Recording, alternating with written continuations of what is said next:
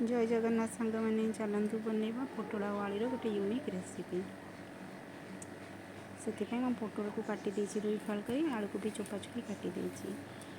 एटा किछि गोटा मसला, अदा, कंचा लंका, एटा पोस्त, तेजपत्र और चार मगज।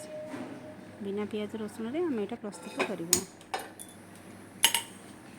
गैस ऑन करदबा। एटा बहुत कम तेल रे आपन घरे एटा बनातु, बहुत टेस्टी लगे। कढ़ई गरम हो टे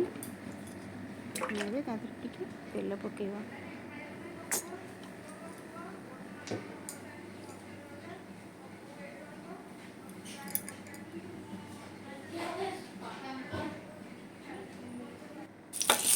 तेल गरम हो आम पोटल पकड़ ताको भाजवा। पोटलटा टिके भाजी होकर पानी छाड़ी। पोटल फास्ट भाजवा। पोटल भाजी सारे कटा ही रखिए आलू पकई भाजवा।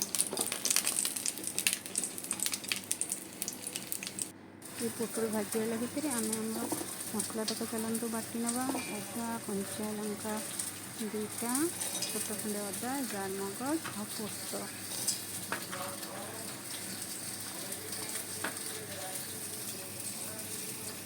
या देखिए अल्प टे पानी दी आम गोटे फाइन पेस्ट बनईदे।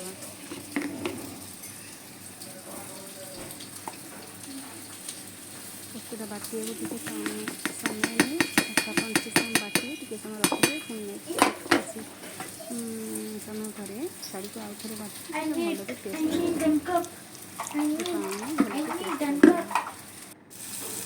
टेस्ट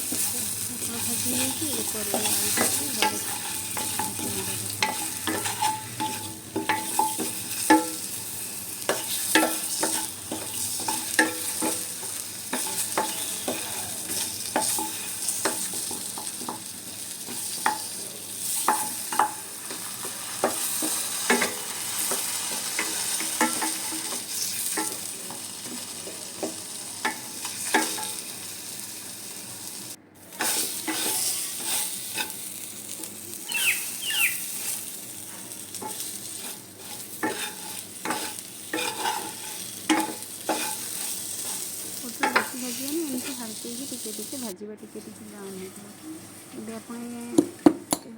रखी फुटा मसला ताकि 4टा गोलमरीच, छोट गुजराती, गोटे दालचीनी खंड और गोटे लवंग नहीं टिके दरदर छेचा करदे।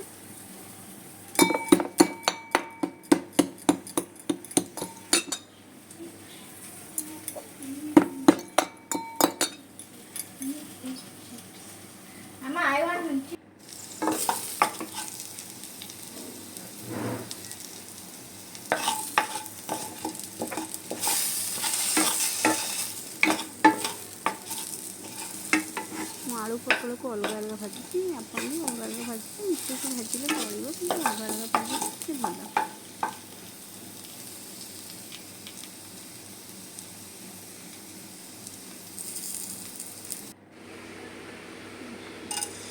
तेल पकड़ा टे कलर को टिके ना चीनी पकड़ा। चीनीटा टे लाल हो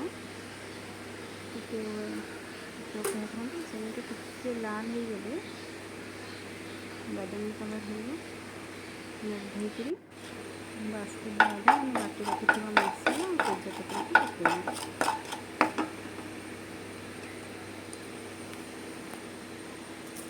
देखो तेजपत्र पकईदे। गैस आंच को सब मीडियम लो रखिए। मोटा मसला पकईदे।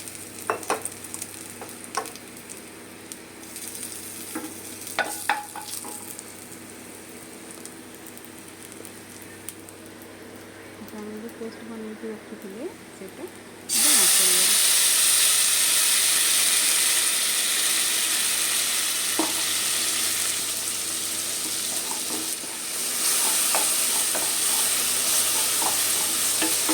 भाजी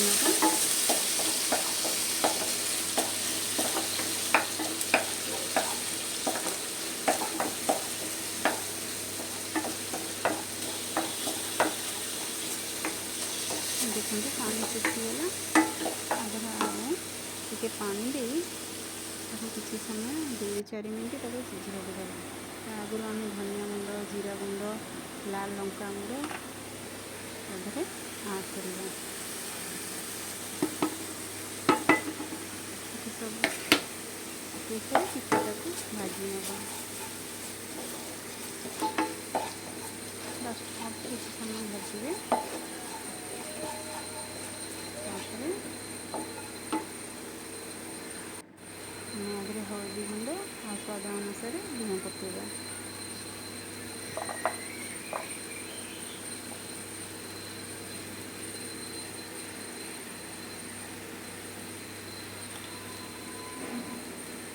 चिकेटाକୁ भाजी नवा।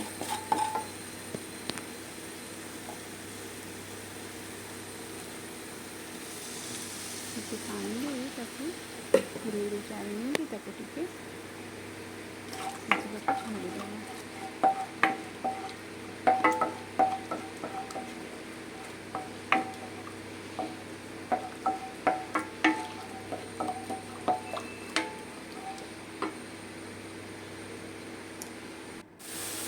देखते पानी मरिजाई और मसलार तेल भी छाड़ी आसला। टे कषि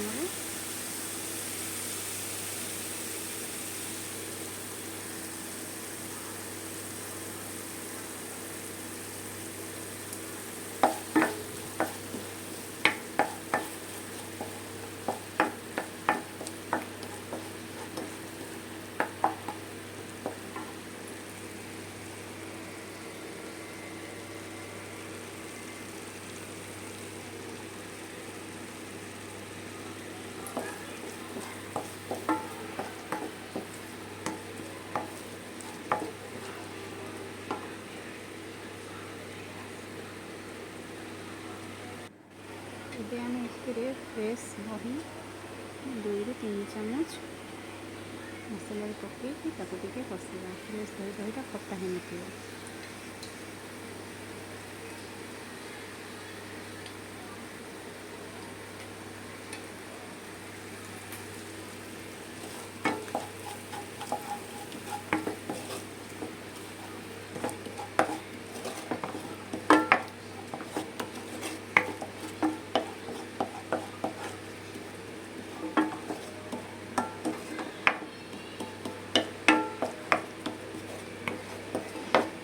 दही ताको भलके कषि ना देखते भलके कषि जाइए।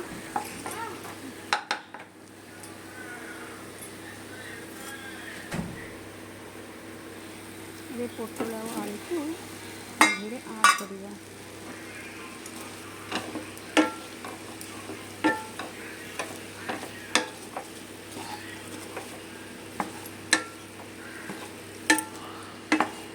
ଏବେ ତାକୁ ଭଲକି କଷି ନେବା।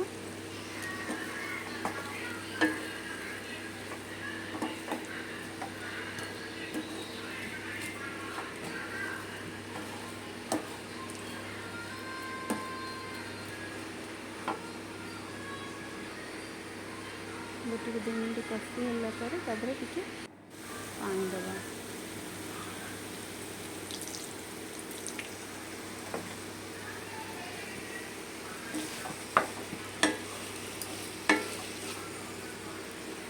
पानी भलके ताको मिलाइदेवा।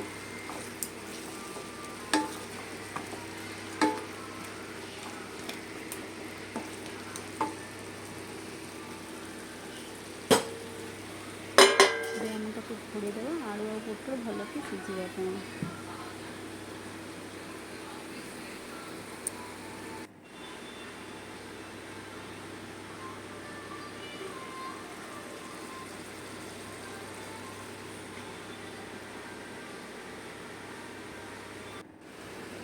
देखते पोटल आलू दुटा भलके सिझी जाइए।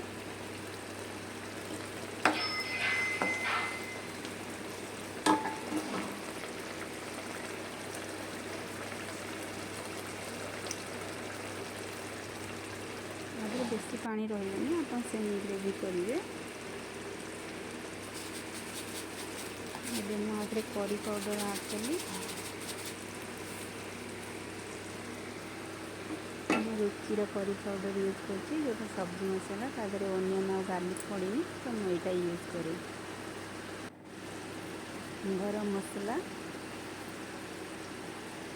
ଗରମ ମସଲା ପାଉଡ଼ର ଆପଣ ତାକୁ 1 ସ୍ପୁନ୍ ପକାଇବେ। ଦେଖନ୍ତୁ କେତେ ସୁନ୍ଦର କଲର୍ ହେଇଛି ଆଉ ଖାଇବା ପାଇଁ ବି ବହୁତ ଟେଷ୍ଟି। ଏବେ ଆମେ କରି ପାଉଡ଼ର ଆଉ ଗରମ ମସଲା ଦୁଇଟାକୁ ପକାଇଦେଲେ ସେଟାକୁ ଭଲକି ଗୋଳେଇଦେବା। କିଛି ସମୟ 1-2 ମିନିଟ୍ ତାକୁ ଟିକେ ଫୁଟିବାକୁ ଦେବା।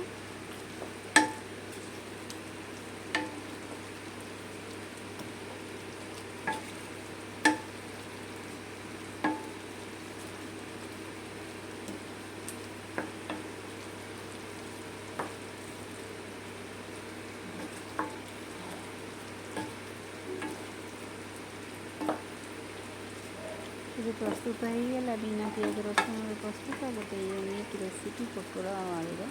ଆପଣ ଖାଆନ୍ତୁ, କେମିତି ଲାଗିଲା ଜଣାନ୍ତୁ।